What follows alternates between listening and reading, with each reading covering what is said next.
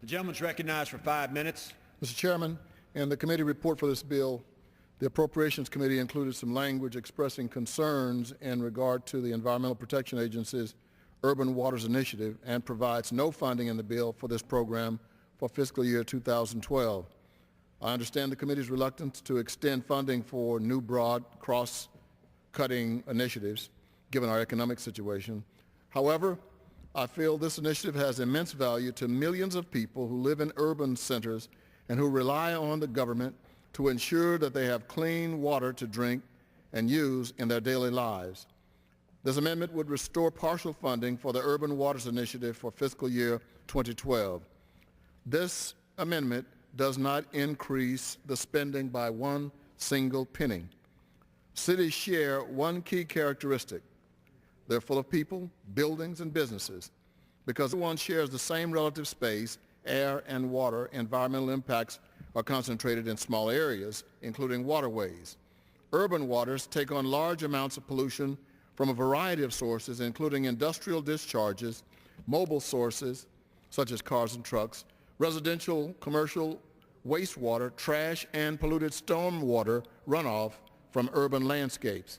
As urban pollutions often share centralized water sources, this pollution creates public and environmental health hazards like lower drinking water quality and water bodies that aren't safe for human swimming.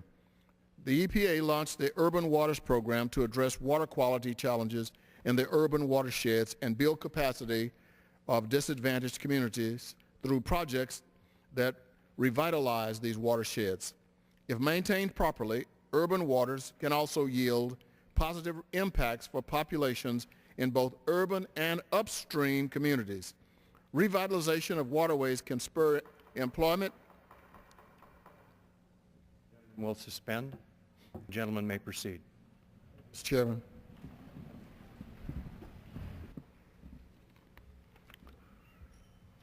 Communities across the country are coming together, working with the EPA, state and local agencies, and taking steps to access, restore, and benefit from their urban waters and the surrounding lands. My Missouri 5 district, a large section of which is Kansas City, is one such community. The EPA regional staff are working with the Kansas City and local citizens groups to monitor water supply and plan and conduct improvements to the Blue River watershed and Brush Creek. Covering 270 square miles, the Blue River comprises the largest watershed in the greater Kansas City metropolitan area.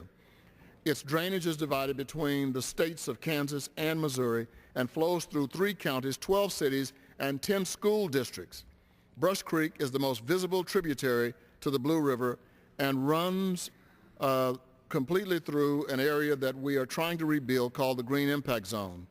The EPA is monitoring water quality along the watershed and assisting in local efforts to conduct large-scale watershed planning for Brush Creek and the Blue River.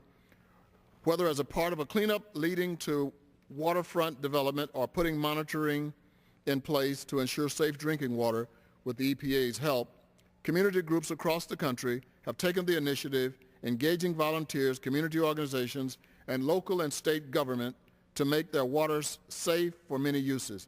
This amendment provides $3 million for urban waters within the EPA's environmental programs and management account, though it is by no means the maximum amount of funds that this program could utilize.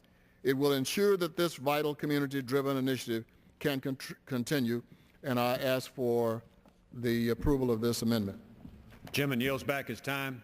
Who seeks recognition?